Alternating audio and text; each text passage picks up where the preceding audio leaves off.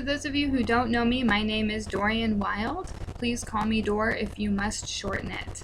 I'm going to try and get back into the swing of things and be a little bit more consistent about posting videos.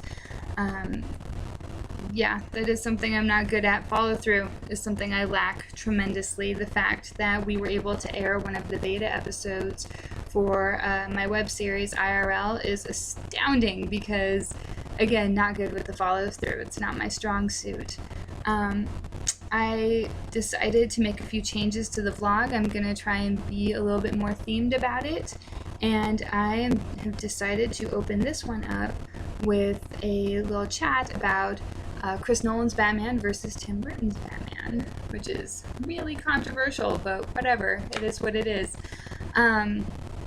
So I get into this conversation a lot because of my watch. Like, I'm an Uber driver and I get compliments on it all the time, and then people always ask me about which one I like better, and so forth. And you know what? I was down with Mr. C. Nolan's Batmans. I watched the first two and I remember really enjoying them until a couple of my friends got me into the comics, and then I started reading the comics. And I'm more of a DC girl, so a lot of what I've read is Batman and Justice League type stuff, and I haven't read that many, that is true, but from what I have read, because of what I have read, I started retroactively disliking Chris Nolan's Batman, and Tim Burton's actually started making way more sense to me.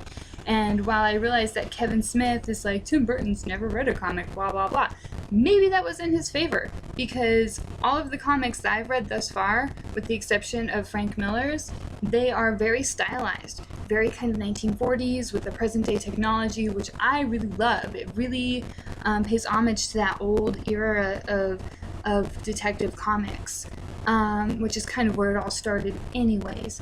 So I really like that. And there are just so many things with Chris Nolan's Batman that I just don't think makes sense. Like, first of all, Batman has been training his entire life to be Batman. Ever since he was a kid and his parents were killed in that alleyway, he has been doing detective work. He's been studying. He's been researching. He's been figuring out how to make this high-tech gear or that high-tech gear. Like, he did that himself. He designed those things, not some other guy. It was all him in the comics and stuff. And granted, each artist has a different take on him and his beginning and so on and so forth, but it's a pretty general theme. So the fact that he was this millionaire playboy in Chris Nolan's doesn't make sense, because when would he have time to learn how to talk to girls? Whereas the way Michael Keaton plays him in Tim Burton's is really cool, because he's a little socially awkward, and those of us who play video games and stuff, we get that. We know what it's like, because we sit at home all day playing video games. When do we have time to learn social etiquette?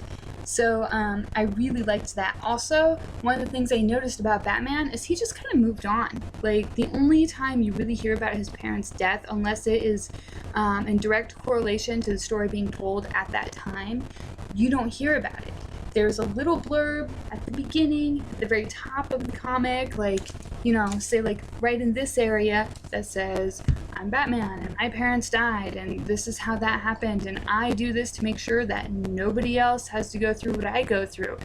So for him, it is a conscious choice. He doesn't cry about being alone all the time because he makes the conscious choice to be alone so that he can go out and save people from having to suffer from the same pain that he suffers. But at the same time, he doesn't cry about it.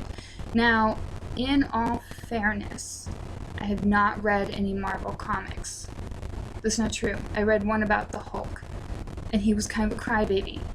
And that's one of the things I don't really like about Marvel, is because in the movies, they generally cry, like, a lot.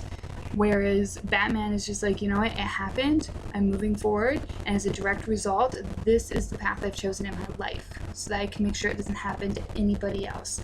And I like that. I don't, like, he's portrayed as a really broody character. I don't see him as really broody. I really don't. He's just very straightforward. This is how it is. That's how he comes off to me in the comics. That's how he came off to me in the Tim Burton flicks. And don't even get me started on Chris Nolan's most recent Batman installment. No, I heard that Anne Hathaway was going to be Catwoman, and I reacted very violently. I'm pretty sure I threw something at the wall, which was my same reaction to Ella Enchanted, that's another story for another day. But anyways, Anne Hathaway as Catwoman, personally, in my personal opinion, I think Amanda Peet would have been a much better choice. Thanks to Saving Silverman, we already know she can kick some ass. She's got like that smile that can go from bedroom sexy to super crazy in all of 2 seconds. And she's got those great big eyes that would just look stunning in a Catwoman costume. And she's age appropriate for the role. Because let's face it, Catwoman is a career woman who's been trying to work her way up since she graduated college. And so this is a much more, career-wise, a much more appropriate age. But whatever. So what it comes down to is, yes, I did grow up with Batman from the 90s with Michael Keaton, and he'll always be my favorite because of that. And there's like a tug on the heartstrings there, definitely. I'm not gonna lie, there's some bias. But when you compare it with the comics, it makes a great deal more sense, and that's why I love Michael Keaton as Batman as opposed to Christian Bale as Batman. That's why I love the Tim Burton Batmans so much more than the Chris Nolan Batmans. Again, it was retroactive. So this one day, I'm going to wrap this up real quick with a story from set. So I used to do extra work. And I was on Interstellar, and I had no idea it was Interstellar because they sometimes will use different signage to show us where parking is, and it'll be like all incognito. So there was a different name to it, something about letters, whatever. And at lunch one day, I'm hanging with the usual crowd, and we get up and we're throwing our crap away and just kind of like cow herd walking back to set. And this one extra that I had worked with a bunch of times on this show called Mixology, he comes up to me and my buds and he's like, "Oh my God, do you even know who you were sitting next to at lunch?" "No." "Who?" And my buddy Danny's over there like, "Yeah, I totally knew." I'm like, "Who? Who are we sitting next to?" "See the Starbucks trash that's right by where you were sitting?"